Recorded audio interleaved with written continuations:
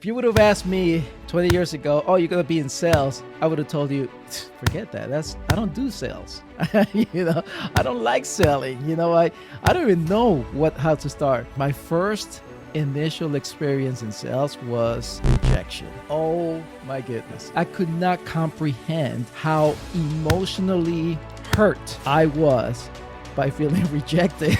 I didn't even realize that was something that was part of the sales process. I just felt it, man, right away. So I was back in the streets of New Jersey selling perfumes, like you said. Oh, I would go up to the people in the streets and of course, try to sell them the bottles of perfume that I would carry in a bag. And they're totally strangers who thought I was there to rob them. That's Jersey for you. Some people were walking on the street and you're trying to sell to that crowd. And they were not only apprehensive, but they would put a wall, and also they would be like, it was bad, really bad.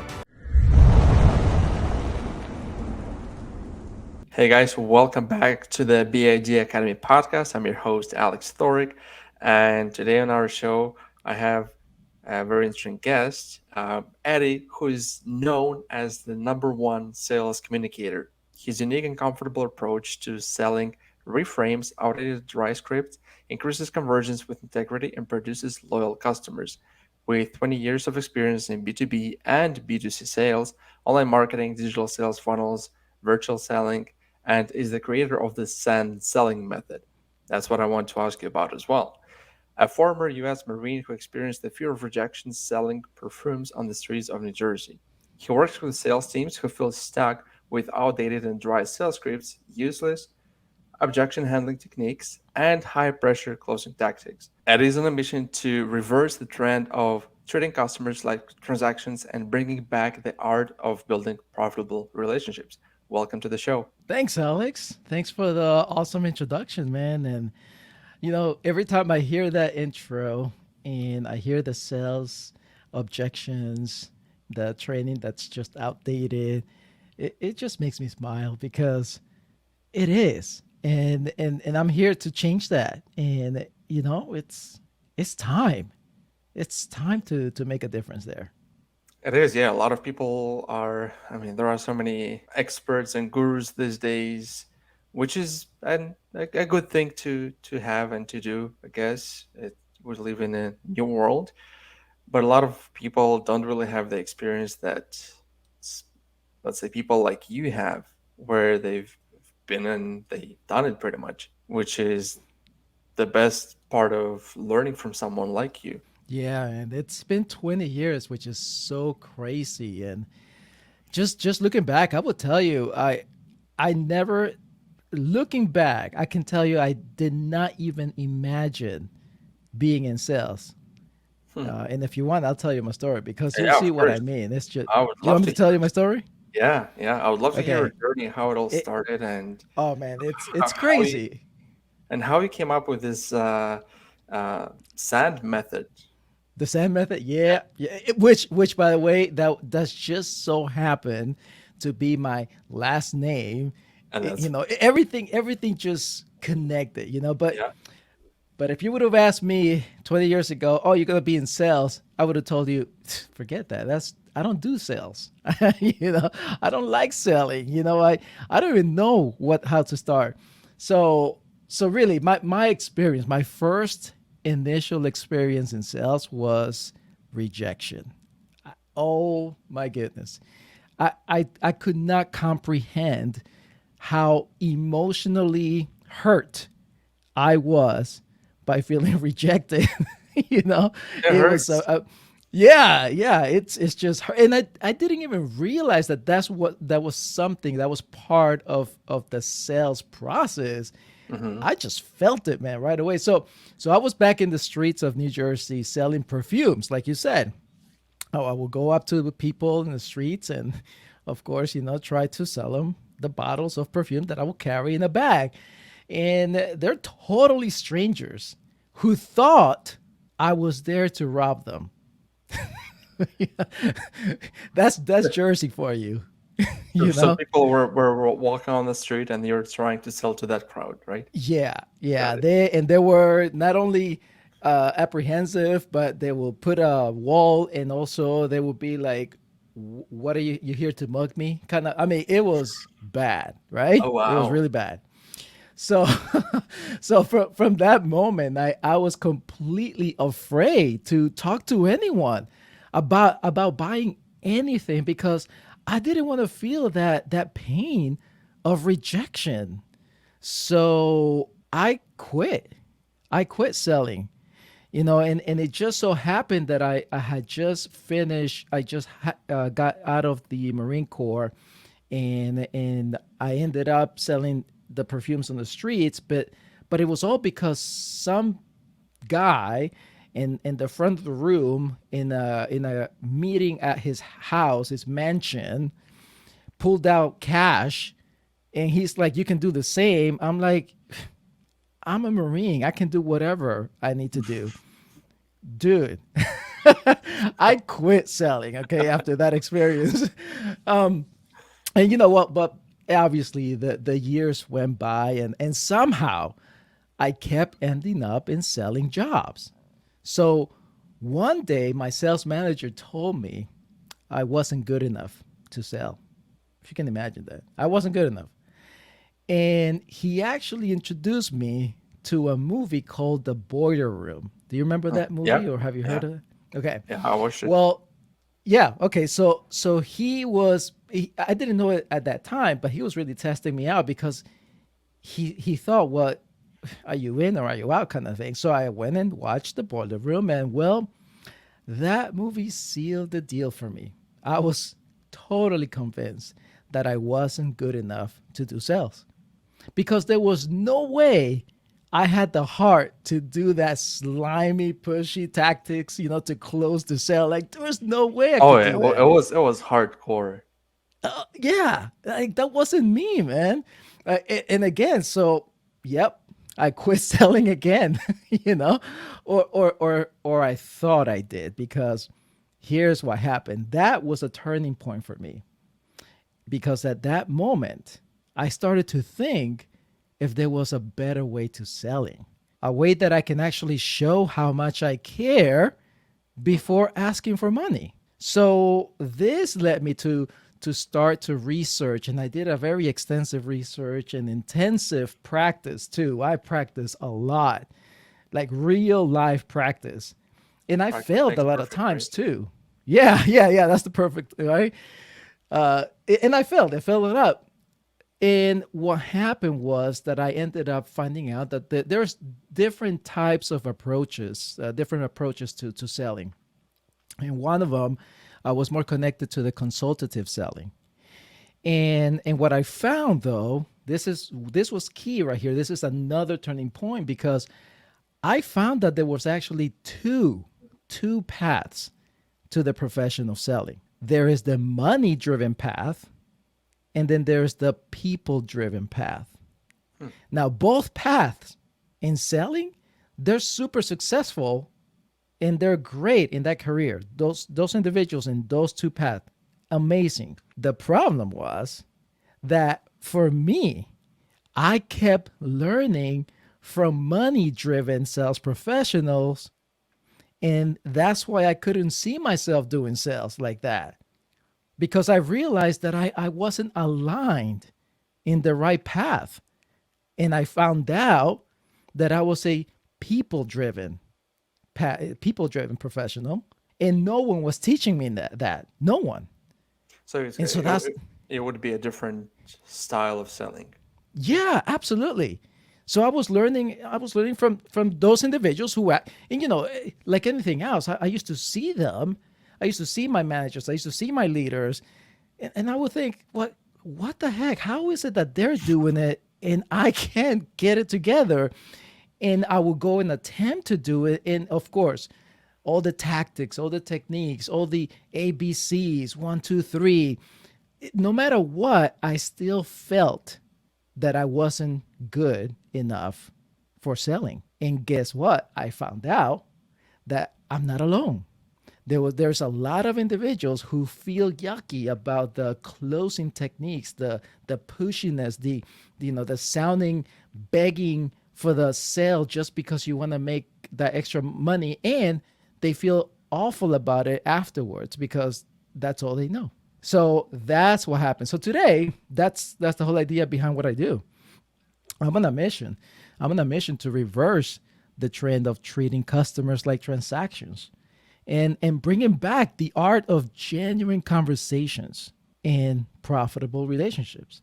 And that's where my unique and comfortable approach to selling reframes all the outdated dry scripts, that actually increases conversion with integrity Hmm. and produces loyal customers. And that's where the sand selling method comes in. Got it. Yeah, producing loyal customers is, I guess, the ultimate goal of every business because those loyal Yeah. customers will bring you referrals nonstop. Yeah. And it's a good feeling because you're first of all, you're a real person, and they can see that you care, but most importantly, you are the go-to expert without calling yourself the go-to expert. You've seen those out there, right? Yeah, I'm the guru at this, I'm the expert at that. Like, yeah, no, my motto is show me that you can help me. Don't just tell me, right? Show me. yeah. Prove So so yeah, man, that's how I ended up where I'm at. Huh, interesting. Yeah, because for me, when I started in this whole entrepreneurial journey, so we started the first time I tried sales, it was a network marketing company, and we Yeah. were I don't know if you've heard of Oriflame, similar to Avon. Avon is Okay. more known. Avon. Yeah. Yeah, yeah. So Yep. it's Yeah, pretty it's much up there with Amway. yeah, in a way, yeah. So I remember I started that, and I would just go door to door to different businesses because I figured I'm like, wait, I can go to people because they're at work, they have nothing to do, they're waiting for customers, so that's what I started doing. So I started making some sales here and there. It wasn't anything major. It was just trying and learning, but it was a pretty good learning school, I would say. The Yeah. whole MLM industry is like you don't need to invest much, and they teach you, and you just need to apply. That's it. That's true. I highly recommend. Just like you, I did the same thing, and I ended up. My first initial introduction to entrepreneurship was actually through a network marketing company, direct sales, in the financial industry. And I will tell you, without that initial step, I probably wouldn't be here. I probably would have a regular job or something. I don't know. I don't think I would, because that opened up the possibilities of not only working for myself, but becoming good at something which meant a lot to me, which was relationships, Yeah, and that I can actually make money with that.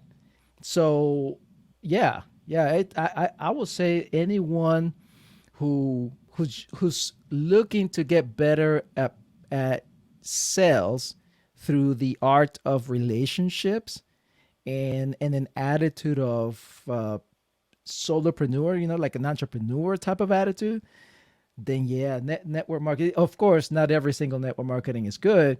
However, there are some really good ones that when you have a mentor within that area that can take you through and build you up, it's amazing. I've been very blessed to have that. That's what happened.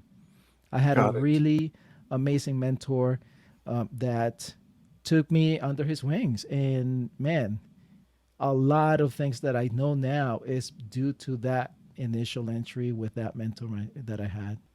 Yeah, it's interesting to see how everything is. Everything comes back to mentorship, finding that right mentor, and it doesn't matter which industry you're in. Even if you're in an MLM company, and some people call it a pyramid scheme, even though Yeah. they have when they say pyramid scheme, I'm like, guys, I'm not in the industry anymore, but you need to understand what a pyramid scheme is and what is not. What is a legit network marketing company? Yeah, And then I yeah. explain, they're It's like, so oh, that's yeah, how it it's works. so it's so watered down now that Yeah, everything is a scheme. And you know what? It's unfortunate too. The fact is that I'm so against the money making hype out there, and the companies and gurus who promise or over promise and under deliver, and in fact forget under deliver. Now they're not even delivering. So it's sad. I've And heard there's stories. so Yeah, many good people that, yeah, they get caught up in that web of deceit and lies and hype. And man, I hey, listen, I'm one of them. I got caught up in that stuff and I lost thousands of dollars. Okay. And emotionally, personally, it hurt me. But they're out there. And so we need to be leaders in our industry, in our world, and make sure to help and support those who want to get better in our selling industry, especially now the virtual selling world, and use the tools that we have with the personal touch that's missing. That again, technology and the hype and all these gurus will make you think that no, all you need is the tactics and you need to do no, like learn learn relationship building, and sales comes naturally when you learn that. yeah, because that's what people really care about, to Yeah. be understood. I remember when I was part of that network marketing company, then I joined another one, then we started a marketing agency because I started looking for ways to get those people to come to me to do the presentation, not like run after people and do all those at home meetings. And that's when I found out about this funnels. I'm like, oh, what's the funnels? So I started geeking about that. And the one agency didn't work out the way we wanted to because we were all from the same. It was three of us, and we were all in the same network marketing company. And you know how it is. They talk about personal development, and we knew each other well enough. So we're like, and people would tell us friendship and business is not the same thing. We're like, no, we'll figure it out. We know it didn't work out. So at that agency, I focused on the marketing side of things, on the implementation, on the, let's say, providing the service to clients. And then when I started from the beginning, I was like, shoot, I'm not good at, like, I need to get clients now. And I wasn't good at sales. Like, I'm not gonna say terrible, but I wasn't good. And the first, well, basically one of the coaching program that I joined, I always had this idea in my head. I don't know why selling is tough, and you need to Mm-hmm. push, Mm-hmm. just like you mentioned previously. And they mentioned no. In reality, selling is serving. Mm-hmm. I'm like, huh. Now it makes more sense. Yeah. Yeah. So I guess the approach that you are using, it's basically serving those people and building relationships with them. Yeah, yeah, absolutely. But the SAND, the SAND, is an acronym for the first letter is support. See, you've got to have a mindset first to support and to serve. That's where the S stands for, because without that, there's all the books, all the tactics, and I'm talking to people driven, the purpose driven, the people who actually care for others, right? I'm not talking up to the money driven. In fact, by I'm sure all of the money driven professionals who are listening to the podcast or were listening, they already hang up. They left because and it's okay, right? But I'm talking to those who actually do care for others, no matter how many tactics, techniques, books, seminars, programs you go through, if you don't first develop the mindset of support and service, then all of that is just going to be more empty ammunition, basically. You know, Hmm. it's going to not work because your heart it will not be in it. So that's the number one thing. The S is to support and to serve. Have that mindset first. But then in any conversation, is the A is for assess the situation. You have to assess what's happening. And the way to assess the situation or the conversations is to listen. That that right there, it's crucial. Yeah, it's You like know? I heard someone saying there is a reason why we have 1 month and 2 years. Yeah, absolutely. It's so Uh, important to listen. Like people like to talk. eh, and it's, and it's good. There is a time for that. However, for example, my conversations with clients, they're basically looking to get their conversions higher, and they believe that the sales reps are doing they're doing bad, right? And Hmm. but they don't know where. So I ask for the audio recordings or the video call recordings, and I watch them or listen to them. And I will tell you, very often, it's because the salesperson is talking all the time. And it's cool because they get excited. Like, you can see the Yeah. passion Yeah. behind it. Some of them, they're so into features and benefits that they forget to ask good questions. Hmm. And many of them, they just really get into the script. They're so connected to their script that they have to follow, which is so wrong. But they connect to their script so much that they forget to be themselves, and they don't. And that's when they don't show care, right? Hmm. So yeah, assessing the situation takes the listening skills, and listening skills is the hardest thing for any professional if they want to get better in sales. And right after that, by the way, is N, the SAN for the SAN method is N, which is to neutralize one problem. One. I have heard it and I have seen it, to where the person on the other line, the customer, the prospective client, they they have many problems, and many times that prospective client doesn't even know which one is the worst. They just don't know. Hmm. They just have, this is happening, this is happening, this is happening. Our job as professionals is not only to listen, but to ask the right questions and to make sure we understand that there's one problem that we can actually help them solve. And in many times, when we neutralize that one problem, we can actually give them a specific path to solve it. Which I, will I, I can, usually, which will usually solve all the other problems, like as a big domino that's effect. exactly what happens. And so again, going back to the listening skills, is that the professional gets overly excited Hmm. because they hear all those problems, and they know that they have the solution, and they know that their service or program or product is exactly what they need. So they start going to, okay, this is going to solve that and this and because and this. It's like, no, that's not the time yet. What the time for this is to pick one and Hmm. have that conversation, find out more about it. And a lot of times, when you neutralize that one problem, that other person, that prospective client, starts to feel this confidence that you know your stuff. And if I didn't get the money, I needed to overcome objections. I'm like, wait, that's every one of them, right? So Pretty I much, yeah. decided, well, yeah, every one of them. So That's I usually the decided structure. to, I'm sorry? That's usually the structure. Yeah, that's the structure, right?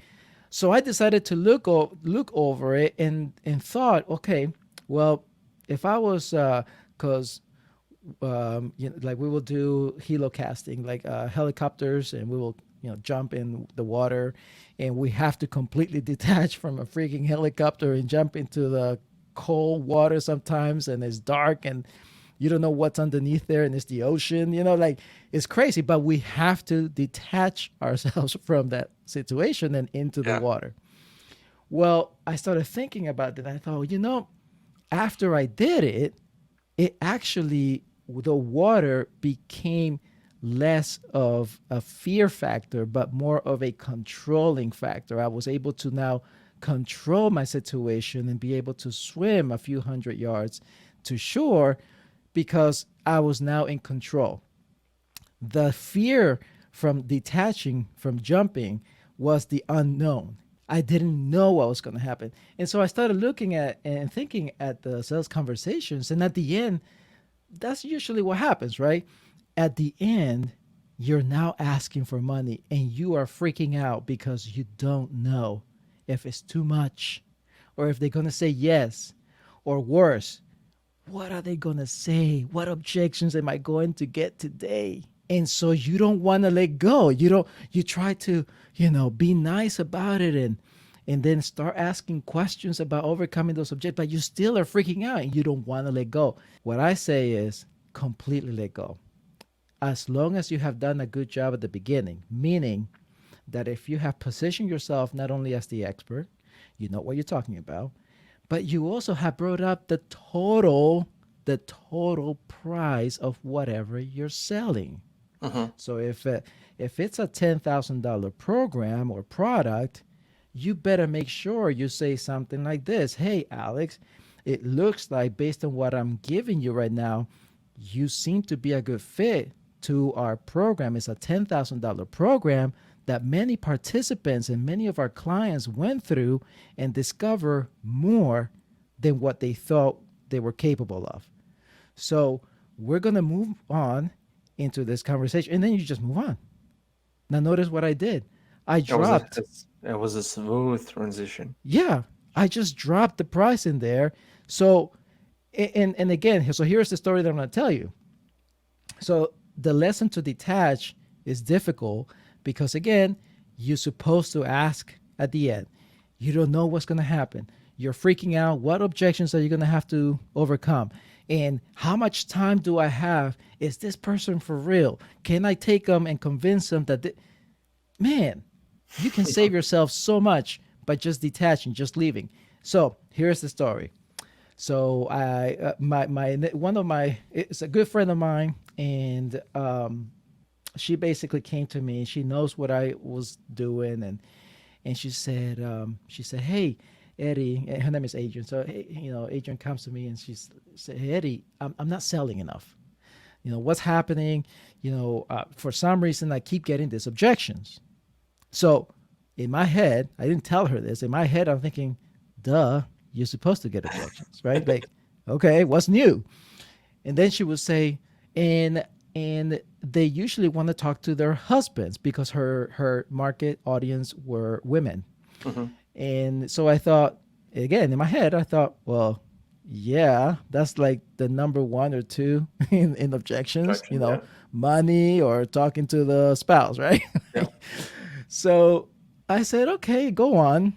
And then she said this. This is what caught my attention. She said, so what I'm doing is I'm sending personalized videos for every one of those calls with those same objection to their husbands. So I'm recording a video that takes me 10 to 15-minute video to explain to their husbands what we have talked about on the call so that if they have questions, they can call me or talk to me. I said, wait, Adrian, you're doing this for everybody? She said, yeah. I said, hold up. Send me that video. Send me those calls. And sure enough, she was doing practically everything that we're talking about, going overboard, trying to convince them. But here was the thing. She wasn't detaching. What she was doing is negotiating to where there will be a deposit for a $4,000 program. She will be getting a few $100s just so that they can get started right there. So I said to her, look, let's flip some things around. Don't say this. Ask this question. Listen more. And please do not send any more videos. Just let go. I said, just let go. And sure enough, that was a 30-minute session with her. And she calls me back. And she's like, you're not going to believe it, Eddie. I said, what? She said, I made $8,000 this week. I said, let me guess. 2 calls? She said, yeah. How did you know? I said, I told you. And of course, when I one of the things that I asked her to do was, can you please ask for the full price? Can you please ask for $4,000? She looked at me like, oh, Eddie, you want me to ask for $4,000 on the call? I said, Adrian, that's how much you're charging. Be glad I didn't say $10,000. Like, just ask for the darn money. And she did, and she got it. But the key there was that because just the way I just explained it, how you can drop the price, the total price, and Mm-hmm. you will immediately at the end, you do not have to overcome objections because that person is going, which they did to her. At the end, they will ask, "Well, Adrian, you mentioned that program is how much it was? I heard, but they pretend they didn't hear. Oh, yeah, it's $4,000 program. Can you tell me more about that? Of course. This is how many weeks. This is the process. And when you're ready, this is what I told her. When you're ready, we can go ahead and get you started or we can enroll you in this program. But you have to be pre qualified. So you'll need to let me know when you're ready. And that's it. And I would say, and I would ask her, can you, say something like, do you have any other questions? Is there anything else that I can answer for you? Are you clear about what I gave you today? What is something that you learned today? Great. Well, listen, I have another call that I got to go to. Let's catch up. And if you're wanting to get in, we'll get you started. Okay? Bye. Later. Done. Don't you know that when she did that, those two calls, they emailed her back, said, when can I get started? I'm ready. That's it. They Interesting. they they're the ones who email. They're the ones who connected with her. And I will tell you, it works every time, but it only works if you set it up the right way at the beginning of the conversation. This is not something that you just do at the end and you haven't actually done the work at the beginning because it's not going to Mm-hmm. work that way. Yeah. So even in this case, let's say if the person is ready, you wouldn't let them start or pay on the call. Good question. Good question. So I have had only one instance that this person, this client, was practically begging me to take the money. So I did. Okay. And that was the only time. Every other time, you're right. That what you just said, that's what I do. And that's what I teach. I say, look, this what because you have to be first of all, be a real person Mm-hmm. and be a professional. Yeah. If you told that prospective client that this is a 30-minute call, you better make it a 30-minute call. Don't make it an hour call because you're just pushing and begging for them to make a deposit and then they'll have Start second now. thoughts and they'll pull out and you know what I'm saying? Don't do that. So, based on timing, you will have to see if it's 25 minutes into the conversation and Alex, it sounds like you're asking me the right questions. When are you ready? If you tell me I'm ready now, then what I do is I say, okay, listen, we don't have a lot of time right now to get you enrolled because it's going to take us another 10 minutes to do that.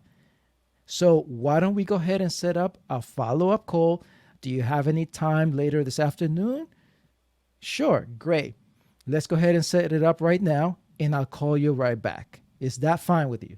Man, do you not know that these people, like, they're not expecting that. They're expecting for you to say, let's go ahead and do the close right now. Blah, blah, blah, blah, blah. Yeah. No. It is usually the expectation because that's how the Yes, industry works and people are waiting for it. that's right. So I have had, So it's you so pretty fun much because you pretty much break their beliefs and the pattern. I break the pattern. Yeah. Yes. Pretty much any conversation I have had those conversations. So I worked with a marketing agency a couple of years ago, and their average call was about $1,000, 1,500 maybe, and it was because they were taking deposits. Their program was a $12,000 program, which by the way they were only asking 12,000. I'm like, wait, what? Like you need more. But anyway, so point is, I go in and I start to make changes. And of course, they're a little bit resistant because I'm not closing on the first call. Like, Eddie, you could have just asked for a deposit. They were ready right there. I said, no, you hired me to do something. Let me do it. If not, I mean, you can go back and do it your way. Hmm. So, right, they let me.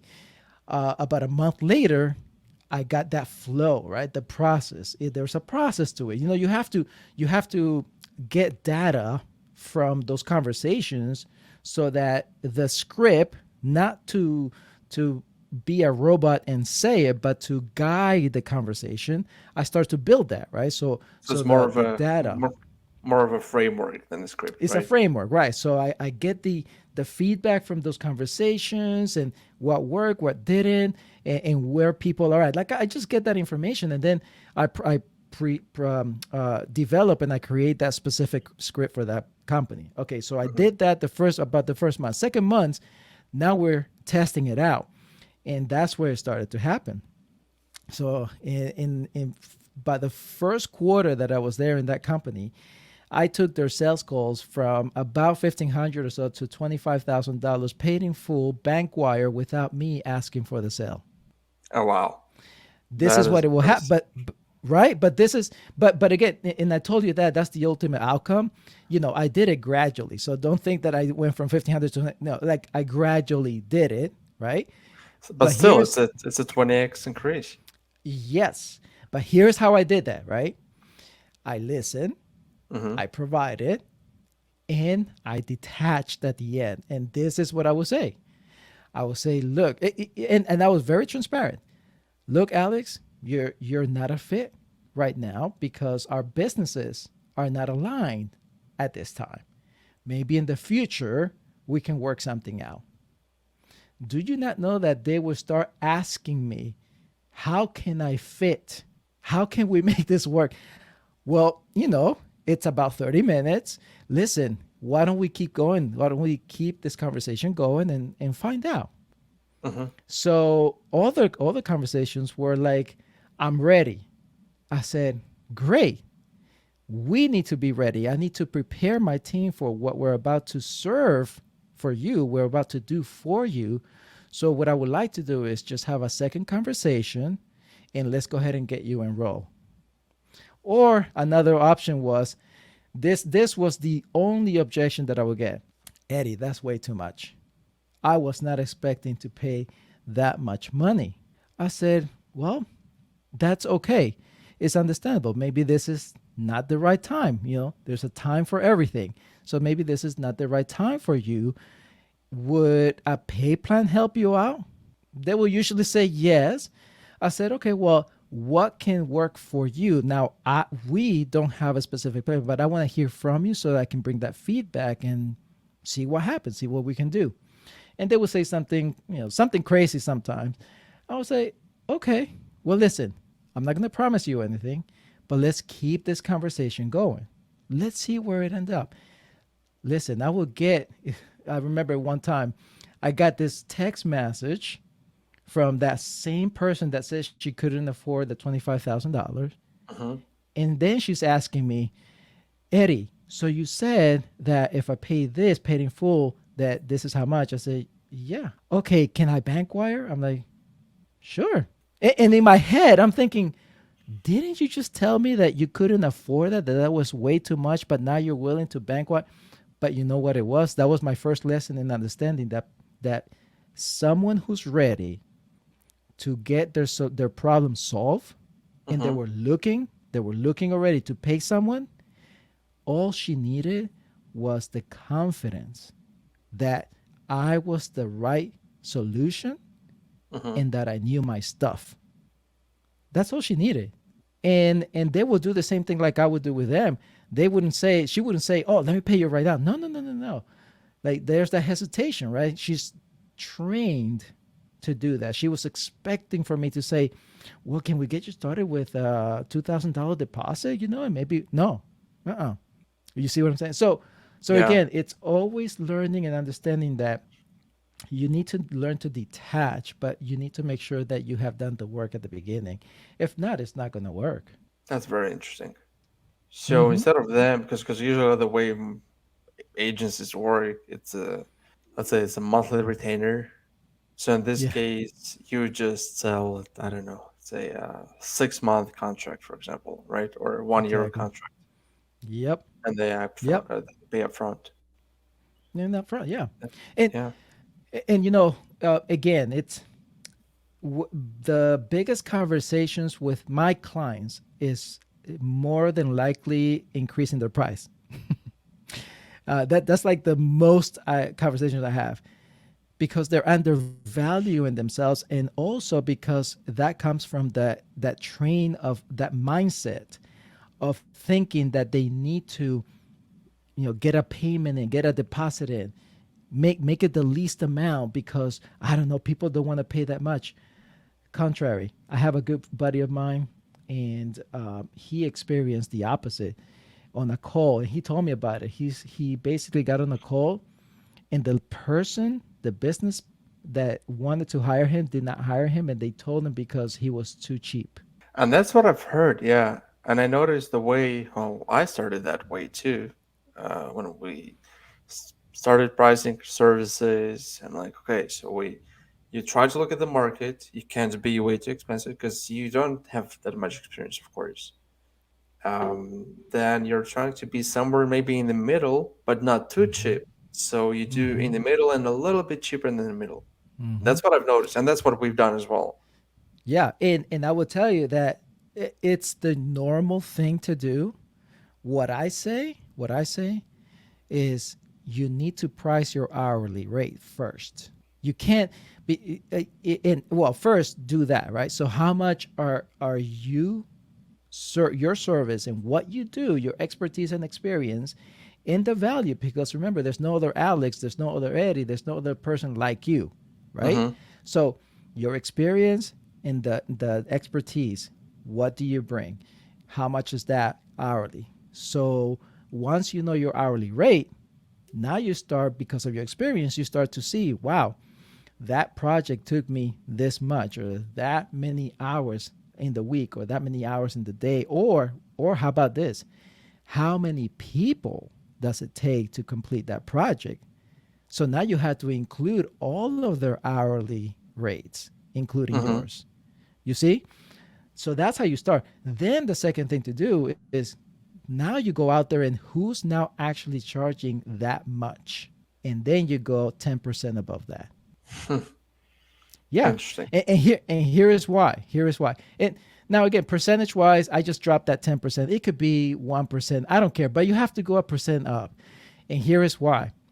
Because it will be harder for anyone, for a business, to compete in price, because now you're Walmartizing yourself. Yeah, Right? this is what I heard from. I don't know if you know Dan Kennedy is Oh known, yes, yeah, I read copywriter, his yeah. books. So Yes, he is known for the phrase, "There's no competitive advantage for being the second cheapest on the market." that's right. None. That's exactly right. And you cannot. And so if you go out into the market and start competing with price, forget about it. It's going to stay on you. It's going to stick on you. Now, am I saying should you? Because I had this question before. Are you saying, Eddie, that I should be charging exactly? Let's say, I don't know. I'm gonna think Grant Cardone. Let's say, right? He's not.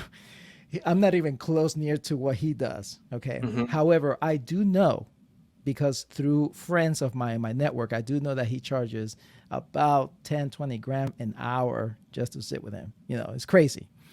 So, Wow. I'm not there, right? Yeah. But that's Yeah. where he's at. So I'm not saying that my hourly consultation is going to be 10, 20 grand. I can't do that, right? Because it's like way up there. Hmm. However, I need to look at what I bring, the experience, the value, and how valuable have others in my conversations been after my conversations. How valuable, what value have I brought? Now you take that and you go a step further, right? So let's say it's a $3,000 call, it's a $5,000 call, right? So you see what I'm saying? Like you Yeah. have to make sure you bring that to the table, and it is easier to make pay plans on something like that than it is to go something like the opposite. Start low, and the next time increase it again and test it out, see if it works, and increase it again. Man, I say, this is what I say. I say, look, quit all that stuff, and if it's hard for you to figure out how much, here's what you do: you drop a big price out there. How about you have a conversation with a potential client? And how about you ask questions? And how about you ask the simplest question? What type of budget are we working with here based on your needs and based on what I can do for you? Uh, what type of budget are we working for with? Mm-hmm. They'll tell you. Or let's say, okay, you want to know a specific number and you think you can charge so much. How about you give them the number? Hey, Alex, based on your needs and based on what I do, where ballpark budget? Where's your budget ballpark between, I don't know, say 10,000 and 50,000? Where are we? Where do you see your budget to solve what you need? Oh well, Eddie, we're closer to the 10,000. Okay, are we closer like 20,000, 30,000? No, closer like 15. Bam, Hmm. you just got a number. There we go. Yeah. Isn't that something, right? So at this point, you know what you can offer them, pretty much. Exactly. Yeah, with what do you call it, with coaching.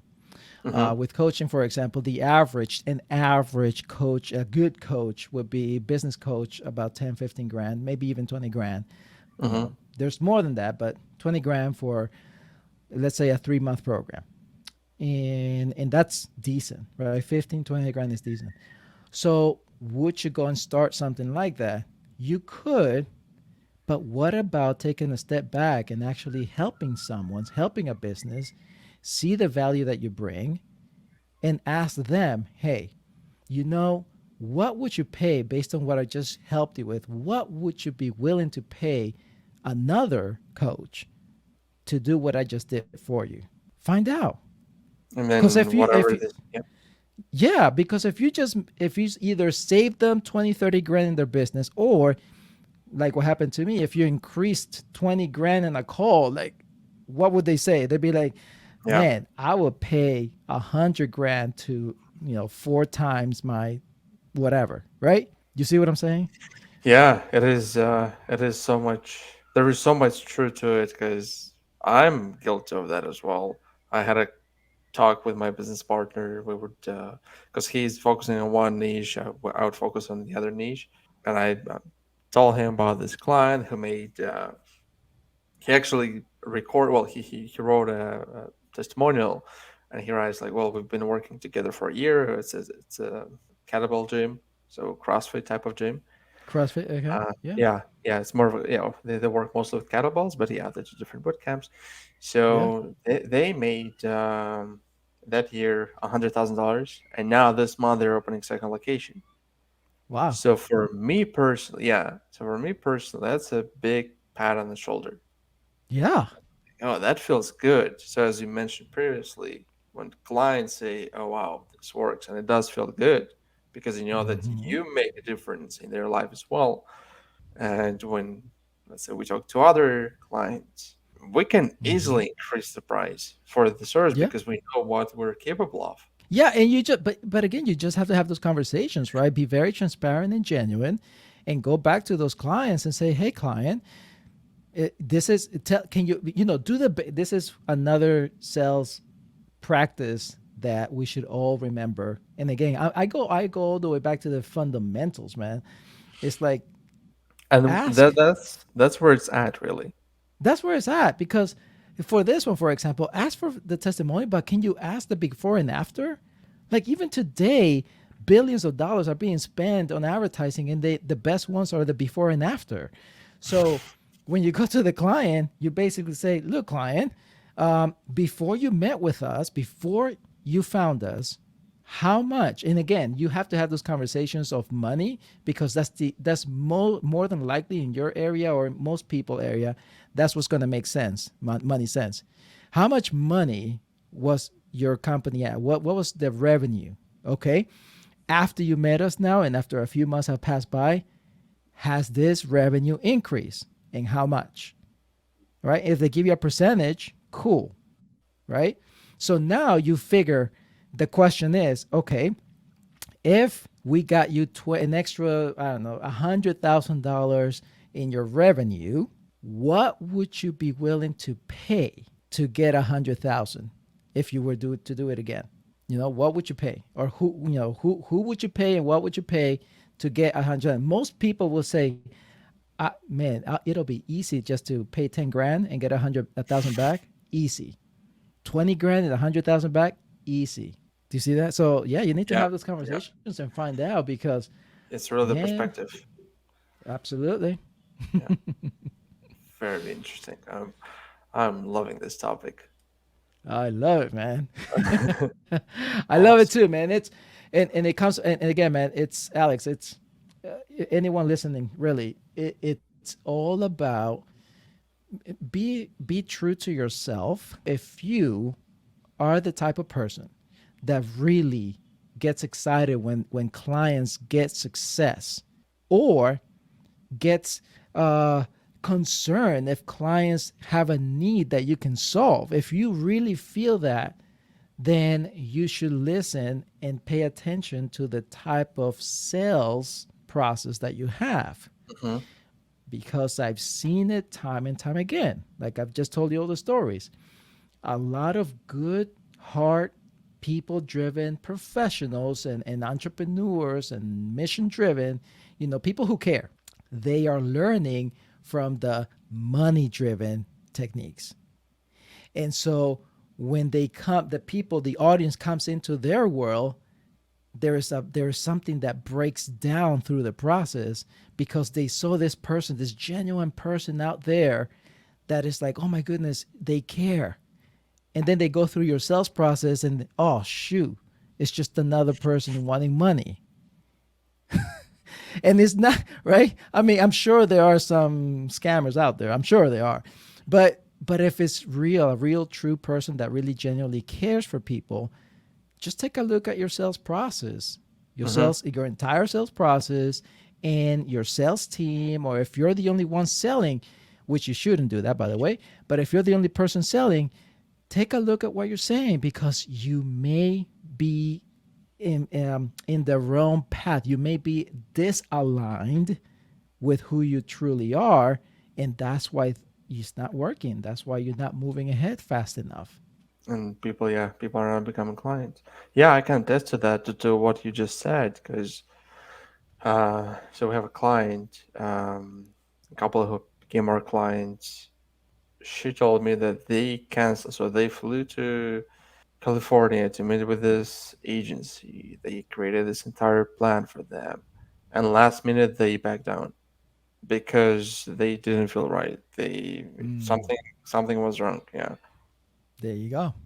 and then they There started you go. working with us because we, and that's what she told me, because Mm-hmm. you hear what I'm saying. There And you in go. my head, I was thinking, well, most of the times other companies also listen, but I guess they don't hear. So that's the big part of it too, as you That's mentioned true. previously.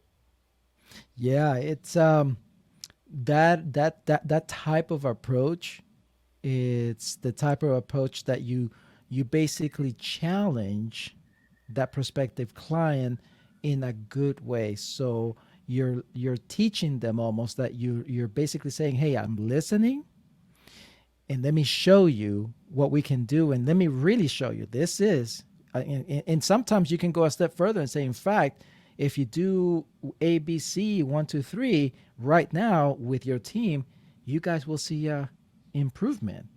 And so, you become the expert, you're teaching them something. Maybe you obviously have to be very connected to the industry. Like, you have to know what their problems is. You Hmm. don't go into the conversation saying, "Oh, tell me about your problem and what would you do if," and forget all that. Like, just get into it. Like, I know your industry.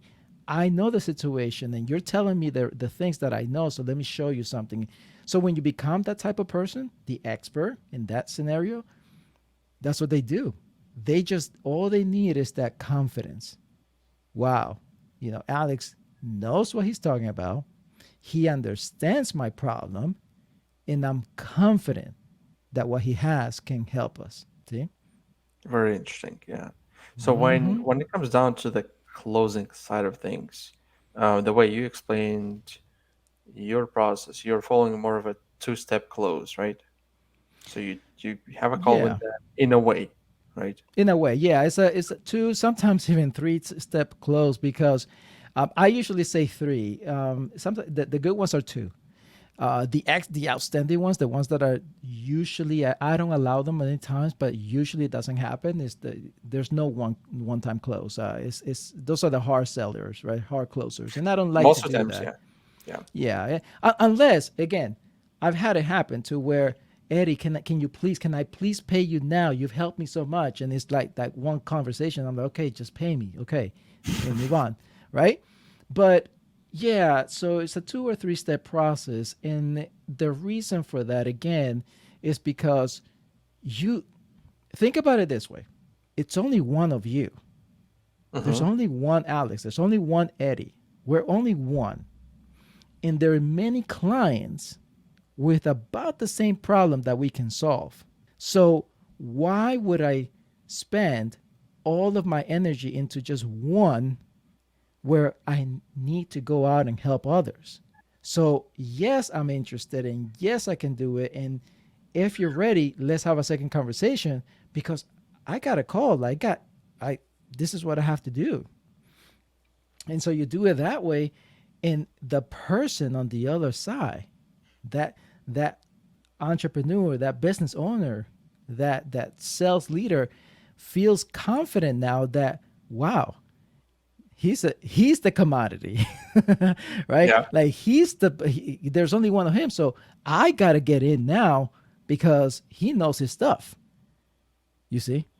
That yeah, completely flips the whole scenario, the whole sales closing techniques. It flips it upside the head because you're not closing anymore. You're now saying, I like you, I can help you, and I know I can help you. I have to go. When you're ready, you know how to reach me. be You see?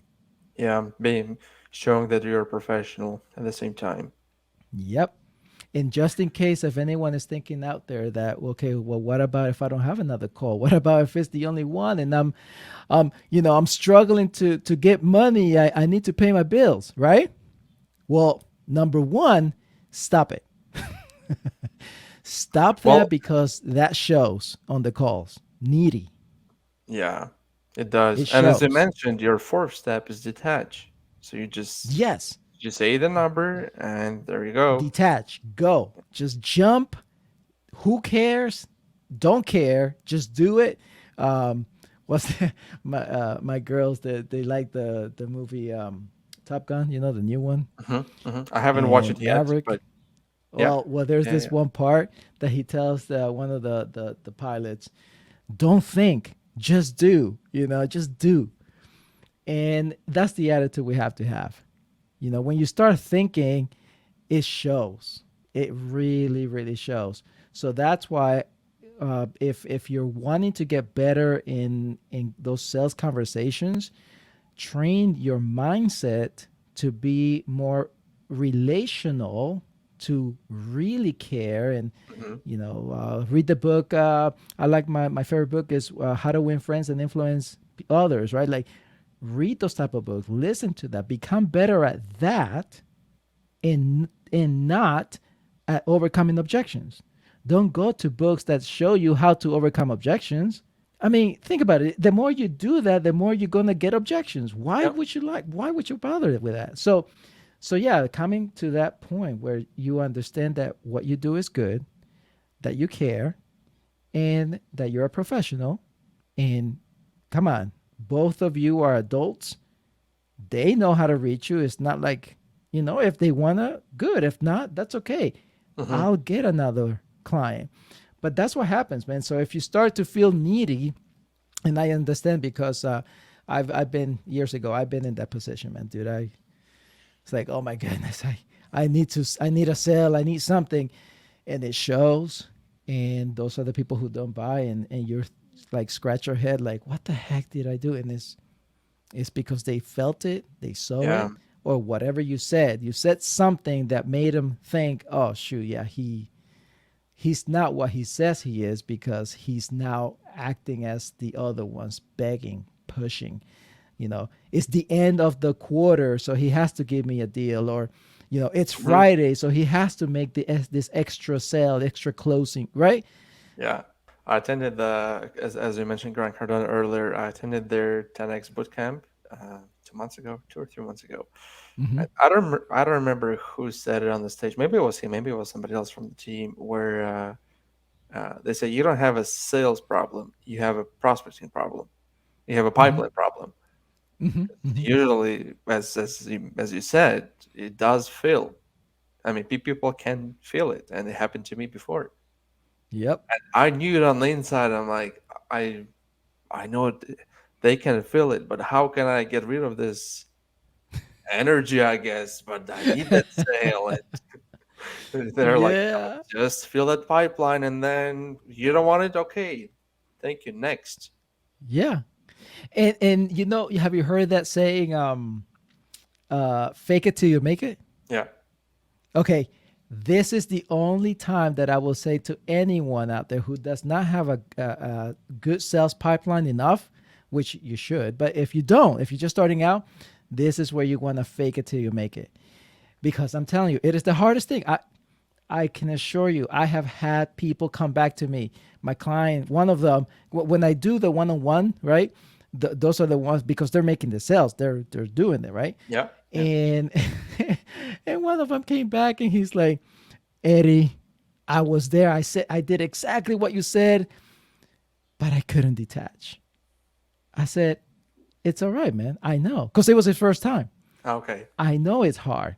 He's like, no, man, I had to make a deal and I did a deal and I got him in for a deposit. I know you didn't want me to. I'm like, listen, you got that far. Next time, do it better and get to that point where you're asking for the full price and then you put it at the table and leave. Oh, it's so hard. It's so, you know, but it is. It is. And that's what you do. You have to train yourself to do that. And the more you do it, the more confident you show up. And man, we're human beings. I don't understand it either. mm-hmm. But why is it? Think about it. You and I do the same thing. Everybody in this whole world, no matter what culture they're in, they do the same thing. We want what we can't have. Oh yeah, Like, like, it's a human nature. right? So why do we fight against that? Why don't we actually position it that way? You want to hire me? Well, listen, you can't have me. You can't afford me. I don't have time for you right now. You're not the right person. You're not aligned with my business at this time. This is not the right time for you. I'm pretty busy right now and it's going to take too much for me. Man, when you start talking like that, people are like, well, can I pay you more? I mean, can I just hire you? We'll talk about it. Because if you say, well, yeah, no, no, no. We'll So talk about it. Let's have another conversation. yeah, where you basically create the desire that they only want to work with you, even if they are going to talk to another person, Yeah, and that other person will try to sell them on it, because that's how absolutely. most people are being trained. Yeah. Most people are being trained like that. So Well, you just have to do that. so where in the process would you drop the price? Closer to the end So or no, no, it has to be in the middle. in the So middle? Yeah. Okay. once you assess the situation, once you understand and you have asked questions, because a lot of a lot of times when participants go through my program, that's where they ask me, well, Eddie, you said to listen, so but you want me to ask questions. What do I do? Like, do I just sound like a robot? I'm like, no, you have a conversation. You naturally you need to ask to clarify what they're saying so that you can understand it. And naturally, this is why I say master the relationship building, because naturally you need to say it back to make sure that you have understand it and that they see that you listened, right? So that's Yeah, the that's assessment. Yeah, very important there. If you don't do that, it's not going to work, right? yeah. Okay, but right there, when you're assessing and you're preparing to neutralize that one challenge, that one problem that hands down, you can fix it. And many times you can just tell them something and they can fix it themselves right away. right? That's where you put it. So now that I know what the problem is, I can say, Alex, man, you're not alone. Many of my clients have exactly the same problems. In fact, I'm going to show you today, right now, how that one specific problem that you told me, that one thing, I'm going to give you something right now because you can fix that on your own. And it's actually part of my $10,000 program that everybody goes through. So I'm going to give it to you today. So here is what you do. ABC, 1, 2, 3. This is it. So you take that and tell your team to do this, and I guarantee you, we're going to have a second conversation because it's going to work for you. What other questions do you have? There we go. The close is right there. Yeah. Yeah. What else do you want to know? How else can I help you? Did this help? Is this good? And in many times, Alex, when that you'll know when you're listening, you'll see it, you'll feel it. There's that emotional and personal connection that happens between two individuals in a conversation, a genuine conversation, Mm-hmm. that you both feel that this is good. Well, if that happens, what you can easily say, just to end it in a professional way, is say, well, Alex, listen, I've asked you everything that I can. I'm very confident that we can help you based on what I have, my notes. And so you've given me a lot of great questions. And do you have any more? No? Okay, great. Well, where do you see us going from here? So that transition pretty much. Yeah. And And then if you tell me, well, Eddie, I think this could be good for us. Maybe we need to look into that program. Or if you tell me, well, you're giving me a lot. I'm going to go ahead and process this. And no matter what you tell me, I will say, well, Alex, that sounds wonderful. Why don't we just set up a second time, a second call, so that hmm we can kind of come in with a clear mindset based on what we've discussed and see if it's a good fit for us. Boom, done. Interesting. Right? Yeah, most people teach it way differently, and it's most of the times it's a little bit of a, I'm not gonna say push, because again, it sales is a service, and a lot of people go to that conclusion. Yeah. But there's objection handling, Yeah. and then in this case, like zero I objection. mean, there's I zero mean, exactly. they can start asking questions for Yes. you to give them answers instead of their objections. Exactly. Ex- you got it. Yeah. And See. this is why I'm against the outdated objection handling programs. I'm really against it because I do not believe that that's the answer to all. I don't, right? It's too structured. And hmm besides, based on all the books and all the programs and all the webinars and events that I've attended and many others have as well, like Tony Robbins, like Grant Cardone, for example, also Jim Rohn, or you know, hmm Napoleon Hill. All of those, they tell you one thing about mindset. They say that whatever you focus on, that's exactly what you're gonna get. hmm That's a very fundamental principle about self development, right? So why in the name of whoever decided to teach on objection handling, and now we were focused on, okay, do this question, okay, this is the rebuttal. To that question, this is what I say. And if they say this, go ahead and say that and repeat it back. And so we're focusing on objection, and so now we're asking, man, I'm getting so many objections, and like, duh, you're focused on that. How about we focus on relationship, how about conversations, hmm making people feel good about themselves, giving them and supporting them, really caring and being an expert professional in your field. How about focusing on that? So this way you will, the way I see it, that everything that you explained, you will overcome all the objections up front because you're going to answer to their questions based Exactly. on the conversation. And can you imagine, you completely, the only objection that you may have, and by the way, I don't like calling them objection, it's really just a question of time, right? So the only thing that can come is you may, and this is where you have to do the homework even before the calls. By the way, pre-qualifications is very important before having those conversations. But you may be speaking with the one person that's not a decision maker. Mm-hmm. Okay, that could be an issue because at the end, it doesn't matter what you say.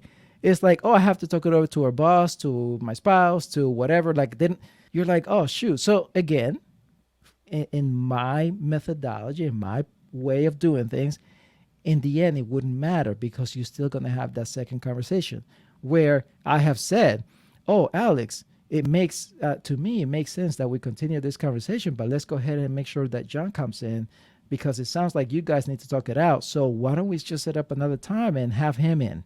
You still have a second call Yep. no matter what, but at least you now know, right? That there is a second So person. yeah, man. Like, oh my goodness. Ugh. I just hate it when they get so like, oh, I gotta overcome this now, and oh, come on. Yeah, close the deal now, right here, right now, because the person is gonna leave and that's it. They're Yeah. not gonna. And Alex, if they leave, this is honestly how I feel. If they leave, it's okay. It's okay because honestly, I can tell you, looking back, I have so many bad experiences of me pushing. Like, this is what I've learned. When you drag someone into what you're selling, you're going to, even when they buy, after they buy, you're going to keep dragging them along the way. And I will tell you, man, that has been the worst experience for me. And that's why I don't do it. If I feel like I'm dragging this person, I'm sorry. Even if they had the money, which has happened, I have told them, I'm like, I'm sorry, it's just the timing is not right. Because, dude, it's not worth it, man. Emotional and energy wise, depletion of all that, forget about it. So that's why. Yeah, yeah, I experienced that last summer in a way. Even though Yeah. there was no push and they came back themselves, but we had Mm. to drag them. Oh, And then boy. it didn't work out at the end of the day. And I was like, you came back, you wanted the service, and now you Yep. want to stop or whatnot. Okay, well, it's It's crazy. yeah. This is why the prospecting is important. Mm-hmm. Having conversations with pre-qualification questions in there is important.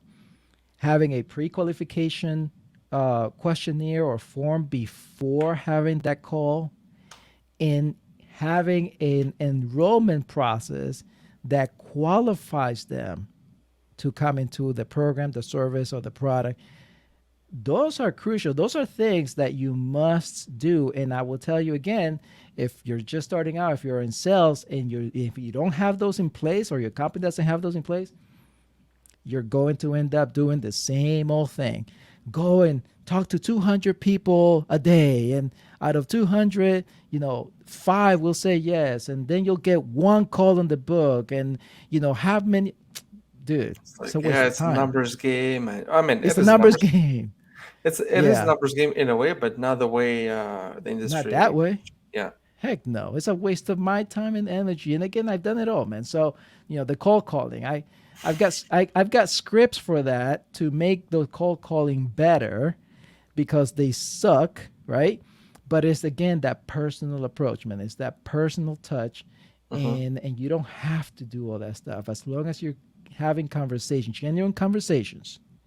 They will, if you're genuine enough about that, and you're willing to support people in your industry, they will turn out to become profitable relationships. That's what I'm all about, man. Yeah, that's what matters at the end of the day. Yep. Awesome. Well, I love this episode, and I'm sure everyone does as well. And you should be on all the other podcasts. If I'll try to talk to other people as well who I know who have podcasts, so Yeah, they can man. have you as a guest because this is gold.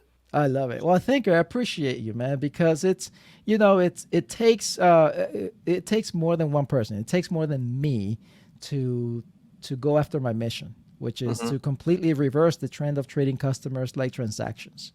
And that's what it's all about, right?